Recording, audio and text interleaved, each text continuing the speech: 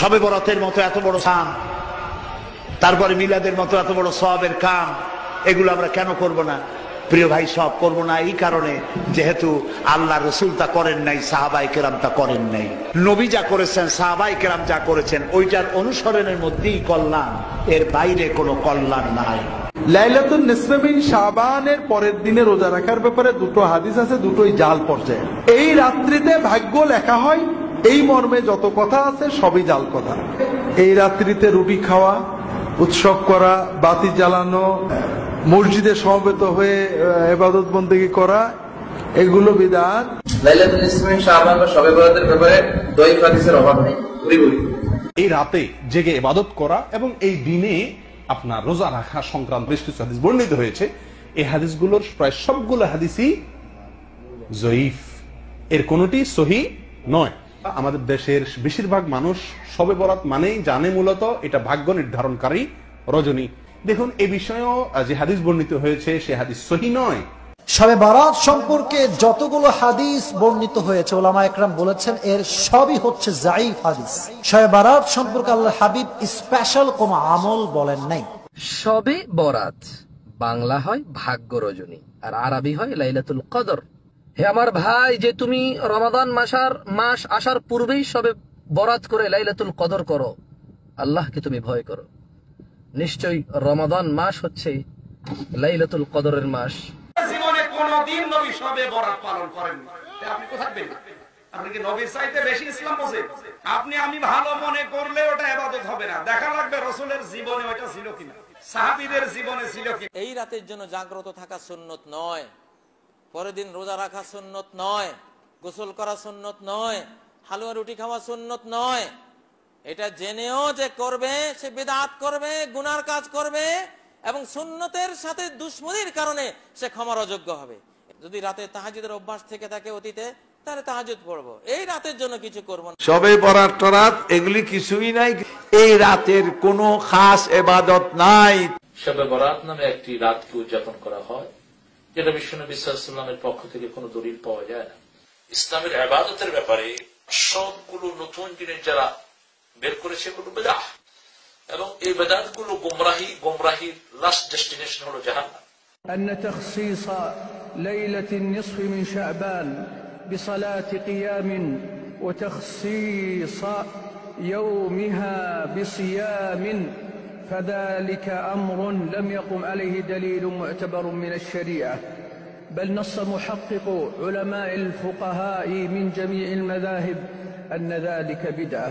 শবে বরাতকে যে আপনি 15 শাবানের রাতকে ভাগ্য রজনীর রাত নামকরণ করলেন, কিসের ভিত্তিতে? কোথায় আছে এই শব্দটা? কোথাও নাই, কোরআনও বলে নাই, আল্লাহ হাদিসেও নাই। রাসূল সাল্লাল্লাহু আলাইহি ওয়াসাল্লাম এই রাত্রিতে ইবাদত স্পেশালি করেন নাই, কিন্তু আমাদের দেশে সবাই এটাকে স্পেশাল ইবাদত বানায় দিয়েছে। এটা সুন্নাহর বাইরে চলে যাচ্ছে। আমরা এই রাতের কোন ইবাদত অথবা এই দিনের কোন ইবাদত অথবা এই রাতের ইবাদতের কোন স্পেশাল ক্যাটাগরি অথবা ক্লাসিফিকেশন অথবা এটা কোন ডেসক্রিপশন যে এত রাকাত নামাজ পড়তে হবে, এই নামাজে এরকম করতে হবে, অথবা দিনের বেলা রোজা রাখতে হবে, ইত্তকার যে সকল বর্ণনাগুলো আছে, এই সকল বর্ণনাগুলো সবই দুর্বল অথবা এগুলো বানোয়াট বর্ণনা। এই রাত্রের কোন সুনির্দিষ্ট সালাত, কোন সুনির্দিষ্ট সিয়াম, কোন সুনির্দিষ্ট জিকির আজকার, এরকম কোনো কিছু কোন সহিহ হাদিসে বর্ণিত হয়। এগুলো সব হাদিসগুলো দয়ীফ এবং জাল। ঈদ মিলাদুন নবী ও শবে বরাত মিলাদ পড়ানো পালন সম্পর্কে সংক্ষিপ্ত।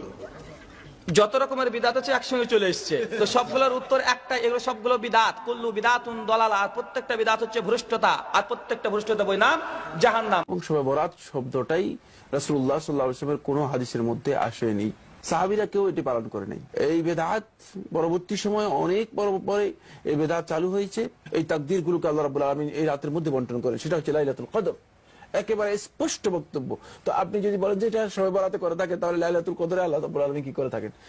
ومن ذلك الاحتفال بليلة النصف من شعبان أو تخصيصها بشيء من العبادة أو صيام يوم النصف منه، كل ذلك منع منه جمهور أهل العلم، ولم يرد في فضلها شيء يصح عن النبي صلى الله عليه وسلم، بل كل ما ورد فيها إما ضعيف أو موضوع. فكل احتفال أو عيد لم يدل الشرع عليه فهو بدعة محدثة. ভাগ্য রজনী ইসলামের দৃষ্টিতে সেটা হচ্ছে লাইলাতুল কদর। শাবান মাসের 15 তারিখে অনেকে যেটা পালন করা হয় এটা সুস্পষ্ট বেদাত। এই জাতীয় বেদাতে কোনো ইবাদত করলে গুনাহ হবে, পরের দিন রোজা রাখে সেটাও শুদ্ধ নয়, এগুলো সবই হচ্ছে বেদাত। পুরো শাবান মাসটাই রাসূল সাল্লাল্লাহু আলাইহি ওয়াসাল্লাম চেষ্টা করতেন সিয়াম পালন করার, শেষের 2-1 দিন বাদ দিয়ে। নির্দিষ্ট করে আলাদা করে 15ই শাবান সম্পর্কে বিশুদ্ধ কোনো বর্ণনা পাওয়া যায় না। শবে বরাত বা লাইলাতুন নিসফি শাবান, এখানে ভাগ্য রজনীর কোনো দলিলই ইসলামী শরীয়তের মধ্যে নেই, কোনো আমলের কথা নেই, কোনো পরের দিন সিয়ামের কথা নেই। এই রাত্রে যদি কেউ এই কাজগুলো করেন, বেদাতের মূলনীতি অনুযায়ী সেটা বেদাত। শবে বরাতে সিয়াম পালন করবেন, শবে বরাত উপলক্ষে কোনো কার্যক্রম করবেন, ওই ব্যক্তির তওবার দরজা ওই দিন থেকে বন্ধ। শবে বরাতের বিদাতি কার্যক্রম যখন কেউ করলো, তখন আল্লাহর লানত অভিশাপ তার উপরে বর্ষিত হতে থাকলো। যেদিন শবে বরাত পালন করেছেন সেই দিন থেকে মরা পর্যন্ত তার কোনো ফরজ ইবাদত কবুল হবে না। শুধু শবে বরাত কেন্দ্রিক হওয়া, এই রাতের ইবাদত, পরের দিনের রোজা, এটি বেদাত। এই রাত্রকে ভাগ্য রজনী মনে করা, এটা 99% নয়, এটা 100% ভুল। শবে বরাত মানে হচ্ছে বরকত নাজিল হয়, রুজি নাজিল হয়, এটা তো হয় লাইলাতুল কদরে। তো 15 শাবানে আসলো কি করে? 15 শাবানে সিয়াম পালন করা এবং রোজার হিসাব করা, এটা একটা নগদ ডাহা মিথ্যা কথা। শবে বরাত একটা ভুয়া আমল। বাংলাদেশে শবে বরাতের পূজা হয়, রাত্রির পূজা হয়, এখানে মাজার পূজা হয়, এটা আল্লাহর ইবাদত হয় না। এটার বিরুদ্ধেই বলতে হবে, সুন্নাতের পক্ষে বলতে হবে। लेकिन कई रातें जो बाकी हमारे मुआशरे में बनाई जाती है, इसकी दलील कोई सही हदीस में नहीं है। जो दलील सिर्फ हमें मिलती है वो लैलतुल कद्र के बारे में। 15 शाबान का रोजा किसी सही हदीस से साबित, बोलो भाई, नहीं। और ना इस रात में तकदीर के साफ है कुरान में कि वो लैलतुल कदर में होते हैं। Celebrating Shabi Barat or Laylatul Mi'raj, all of these are innovations.